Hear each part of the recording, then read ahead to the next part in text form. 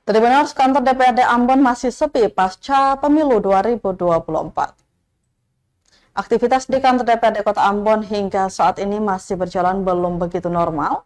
Dari sebanyak 35 anggota DPRD yang terlihat menginjakan kaki di Baileo Rakyat belakang saya itu hanya bisa dihitung dengan jari. Kondisi ini terpantau mulai terjadi pasca pemilihan legislatif atau Pileg 14 Februari 2024 lalu.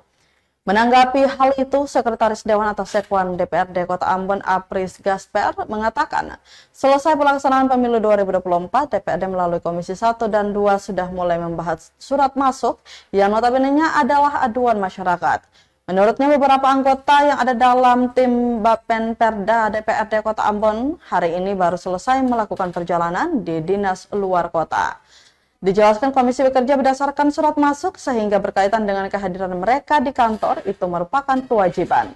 Dia mengaku dalam pekan ini akan ada agenda paripurna penyampaian LKPJ yang selanjutnya akan dibentuk pansus LKPJ.